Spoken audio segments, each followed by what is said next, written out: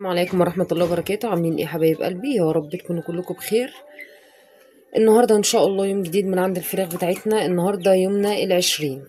تمام، مغيرين فرشتنا، مظبطين دنيتنا، امورنا تمام. نتوكل على الرحمن ونشوف النهاردة هنحط لهم ايه. الوصفة اللي اخيرا كنت قايله لكم عليها، الخميرة. الخميرة البيرة يا جماعة. انا بجيب الباكيت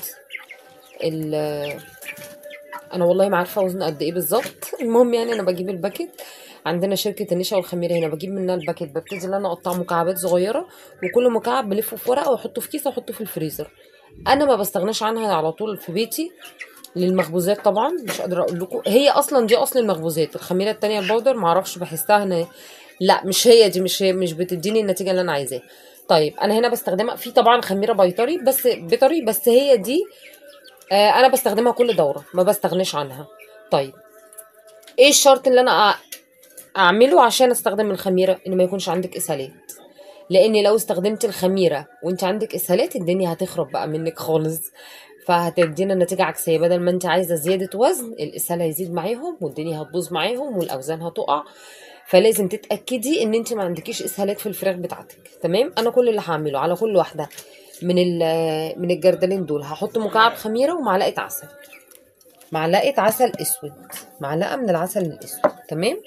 ما لحقتش اغلي الحلبة زي ما كنا متفقين، عشان عندي شوية دربكة كده في البيت. انا هنا اهو حطيت مكعب الخميرة في قلب المية. تمام. كل اللي هعمله هنا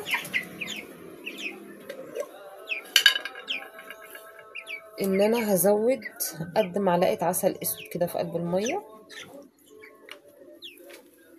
وادي التاني زيه. بس خميرة وعسل.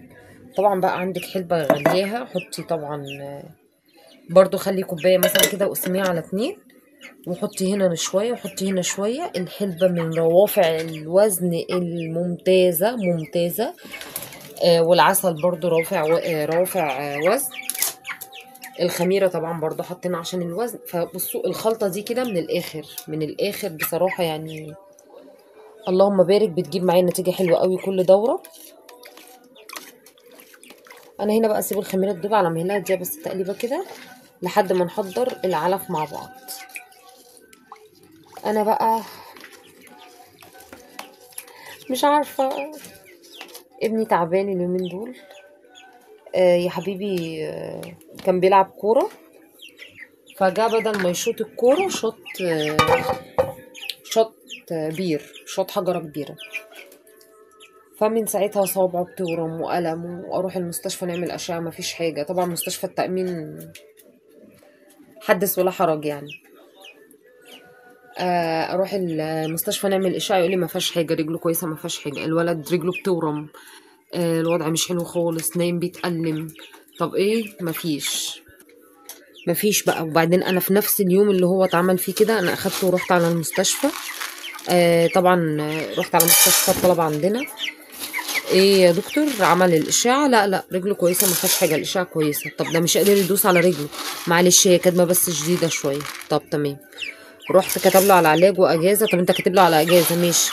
رحت عشان اصرف العلاج والاجازه من العياده بتاعته. الدكتور بتاع العياده رغم ان هو مش عظام، بس اول ما شاف رجله طبعا ابتدى بقى ايه، لون الصوابع يتغير. ده خوفني اكتر، وانا ابني مريض اصلا، مريض مناعه، عنده التهابات مفاصل والتهابات اعصاب. قلقت زياده. فقلت له ايه يا دكتور؟ قال لي لا رجله فيها حاجه، اعملي اشعه بره. نزلت من عنده جريت عملت اشعه بره. طب انا الظهر مفيش دكتور عظم شغال، اعمل ايه؟ اتوسلت لبتاع الاشعه قلت له بالله عليك لو شايف حاجه في رجله قول لي، انا هرجع بيه على المستشفى فورا. قال لي رجله فيها شرخ. طب وانت يا دكتور العظم؟ ما هو انا كنت لسه عندك وقلت لي الاشعه كويسه ما فيهاش حاجه. المهم ما كدبتش خبر ورجعت بيه على المستشفى. ما هي بقى طوق النجاه اللي قدامي، عشان استنى عياده دكتور عظم تشتغل بالليل او حاجه. ابني بيموت من الالم قدامي، مش قادر يروح، مش قادر يدوس على رجله، مش قادر يعمل حاجه وانا لوحدي. خدته ورجعت على المستشفى. الدكتور باشا بقى الحمد لله كان هو ما تغيرش ولا حاجه. فيها شرخ بس بسيط، احنا مش هنقدر نعمل له حاجه. يعني ايه مش هتقدر تعمل له حاجه؟ اصل المستشفى هنا ما بتعترفش بالحاجات البسيطه دي. طب انا اعمل ايه؟ لو تقدري تعملي له كبيره بره اعمليها. بصي او تعالي بكره بقى الصبح العياده شوفي هما يقولوا لك ايه. رحت لدكتور عظم، دكتور الوضع 1 2 3 قال لي في شرخ في الصابع بس الصابع ما بتتجبس. يا نهار ابيض. طب هنعمل ايه؟ بصوا انا هنا هبشر لهم البصلايه دي وهبشر لهم حته بنجر. بصوا البنجريه اللي كنت جايباها ما شاء الله، يعني ده هي اصلا وزنها كان نص كيلو، فانا كل شويه باخد منها حته كده ابشرها لهم واحطها لهم. ما شاء الله البنجر فوائده كتير قوي. المهم رحت الدكتور عظم بره في عياده. في شرخ في الصابع بس الصابع ما بتتجبس. طب ايه؟ ما معلش احنا هنعمل زي كبيره بسيطه كده. قلبي ما جابنيش، اخدته تاني يوم رحت الطلبه برضو العياده الصبح. ايه يا دكتور فيها شرخ. عملوا له ايه بقى؟ حطوا له حته قطنه كده ما بين الصباعين وزي خشبه كده رفيعه تحت الصباعين ولفوا عليها بلاستر. البلاستر بقى ملفوف على الصباعين اللي هم فيهم الشرخ. طبعا ابني بقى الله اكبر من ساعه ما لفوا اللفه دي وهو يصرخ، سمع بيا المستشفى كلها مش قادر فكيها، ويصرخ ايه يا حبيبي مش قادر. اتاري الشرخ بقى عند الضفر بالظبط وهم لفين البلاستر الصباعين. انا عارفه ان هي المفروض تتلف كده عشان يمسك الحته اللي فيها الكسر او اللي فيها الشرخ، بس هو مش مستحمل بقى الالم. قبل ما نطلع من المستشفى كان فكها. رجله عماله تورم، لونها بيغير، بديله مسكنات، بياخد الفنترن للورم وبندهن دهان. دلوقتي انا وبابا لسه عاملين له كبيره كده احنا في البيت برضو. جبت حته خشبه عريضه حطيتها تحت رجله وثبت الصباعين، بس يعني اتعلمت بقى من الغلطه ما لفتش بلاستر، حطيت شاش، حطيت الخشب ولفيت شاش على الصباعين مسكتهم ببعض اللهم صل على سيدنا محمد. ولفيت له رجله بقى برباط كده وربنا الشافي يا رب المعافي. بس مش قادره اقول لكم يعني احساس العجز قتلني لما تبقى شايف ابنك بيتألم مش عارفه تعملي له حاجه، عاجزه ان انت تعملي له اي حاجه. انا دايما حاسه مع ابني لان هو زي ما قلت لكم عنده مرض مناعي فبتجيله الاتاك بتاعتها صعبه جدا. ما بعرفش اعمل له حاجه غير ان انا بواسيه بشجعه وبقول له الحمد لله على كل حال، احنا احسن من غيرنا. بس خايفه بقى، انا خايفه من نفسي، خايفه ايأس. الحمد لله رب العالمين، الحمد لله على كل حال. هبشر البصل والبنجر وارجع لكم. طيب انا هنا بشرت البنجر والبصل، مش هحط عليهم حاجه، احنا حاطين حاجه تقيله في الميه فمش هحط لهم حاجه معاها. مش عايزين تبقى كتر خلطات عليهم وخلاص. يعني البنجر حلو قوي مع البصل، كلها فيتامينات، البصل مضاد حيوي، البنجر كله حديد وفيتامينات، فمش هزود عليهم عن كده. بصوا جعانين ازاي. هينط من البتاع. احساس العجز قاتل. يعني انا عايزه اقول لكم كل مره ابني بيجي فيها الاتاك بتاعت الحمى بتاعته، حراره عاليه، تشنجات حراريه، بيبقى بيخرف مش عارف. كل اللي عليا ان انا باخده بجري على المستشفى، لان هي ما ينفعش خالص ان احنا اعمل له اي حاجه في البيت، لان ما فيش طفل حرارته 43 و45 هتعملي له ايه في البيت؟ مهما اعمل من كمادات، مهما اعمل احميه اديله خوافض، مفيش حاجه بتجيب معاه حاجه غير ابره ورديه بياخدها عن طريق محلول. يعني كل مره ياخد 20 سنتي 25 سنتي، اخر مره اخد 50 سنتي على حسب شده النوبه يعني بتاعته. بياخدها محلول وريدي، فلازم مستشفى. باخده بجري على المستشفى، ده كل اللي بقدر اعمله. بفضل اصبر فيه، اقول له قول الحمد لله. بتشاهد قسما بالله، انا بتشاهد على ابني وانا طالعه بيه من المستشفى. الحمد لله رب العالمين.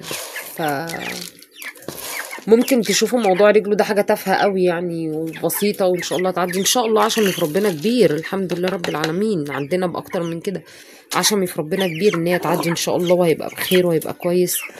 بس احساس العجز ان انت شايفه ابنك قدامك بيتألم، انت مش قادره تعملي له حاجه. يعني هو دلوقتي نايم، كل ما يتقلب يا روحي كده او كده، طبعا انا رافعه له رجله على حاجات عاليه عشان الورم. كل ما يتقلب يتألم يعيط، والله بيقوم من النوم يعيط يا حبيبي، مش مستحمل الألم. طبعا انتوا فاهمين يعني ايه يبقى في عظم في جسمك مكسور او في شرخ او حاجه، وحتى مش قادرين نعمل جبيره او جبس ان هي تخلي العظم يلحم او حاجه. غير كده هو اصلا زي ما قلت لكم هو مريض اصلا، فعنده على طول يا روحي على طول التهاب في المفاصل والتهاب في الاعصاب. انا بقول ليه الكلام ده النهارده؟ عشان عايزه كل واحده وكل واحد يسمع الفيديو ده يدعي لابني بالشفاء. يا رب اشفيه وعافيه واعفي عنه واشفي كل مريض يا رب بيتألم ومحد يعلم بحاله الا انت يا رب العالمين. بتكلم وبهزر وبضحك وبصور وبعمل، بس ربنا وحده الاعلم انا ببقى عامله ازاي.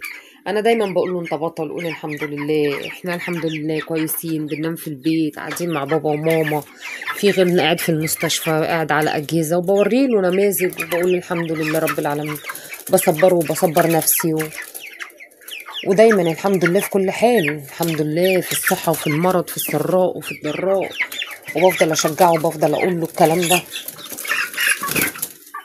بس صعب والله صعب ان انت تشوف ضنوك، يعني الحمد لله رب العالمين. يعني انا دايما بقول لو انا اللي تعبانه،